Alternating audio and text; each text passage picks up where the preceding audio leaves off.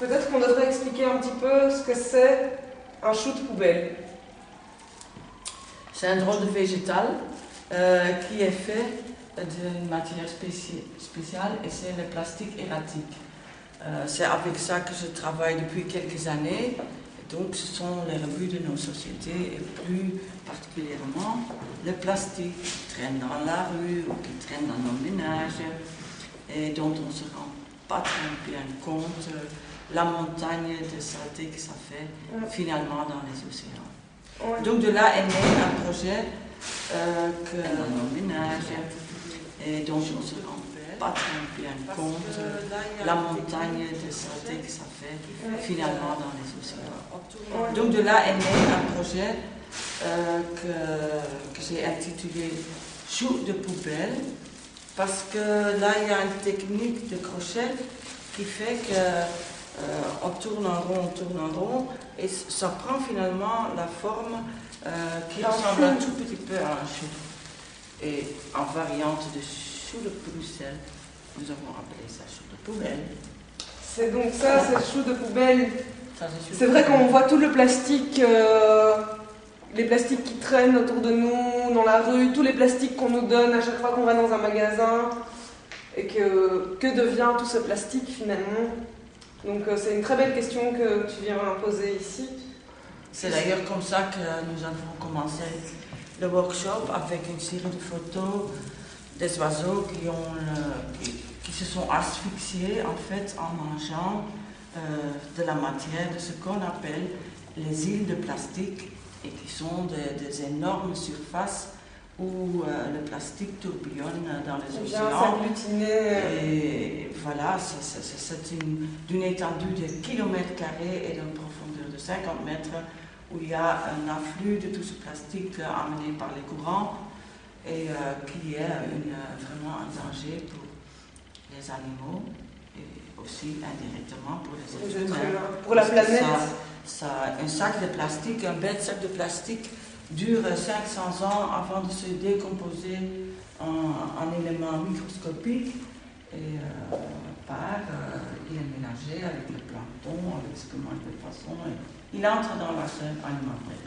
Et donc nous, on essaye de l'attraper avant qu'il arrive dans les canaux et les rivières et d'en faire autre chose qui peut peut-être avertir les gens par rapport à l'usage et la production de trop de plastique.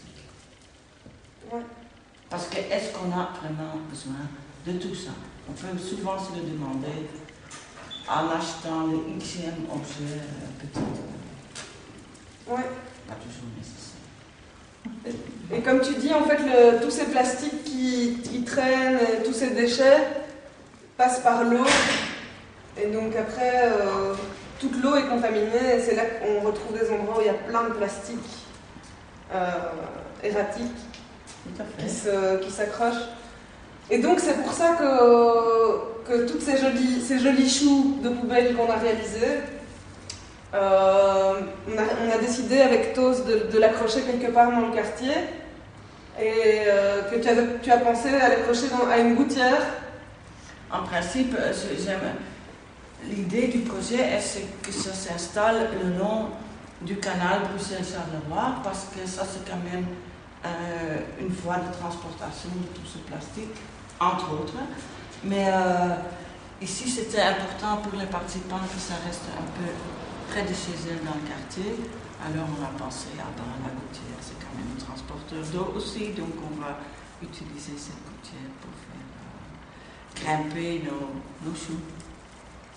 Parce que ces choux, même s'ils sont super jolis et plein de couleurs à voir, c'est pas juste pour faire joli, c'est pas juste une décoration, c'est aussi pour que les gens qui passent soient interpellés et se posent des questions en fait.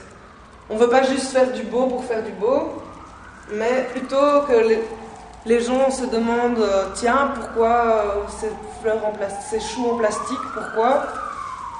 Et qui comprennent aussi tout ce qui est les questions environnementales et les questions des problèmes qu'on produit sans savoir qu'est-ce qui va être fait de ce qu'on a produit.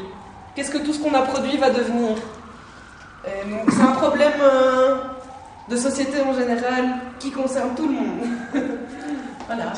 D'ailleurs, ça me rappelle qu'on a oublié de mettre quand même une petite étiquette de qui a fait ça et avec un renvoi au blog sur internet où on peut trouver l'information. Ça, il faut peut-être encore coller après. Ouais. Les gens qui passent puissent retrouver aussi l'origine de ça. Ouais, qu'ils puissent avoir un petit indice pour comprendre. Et voilà. Ok, super.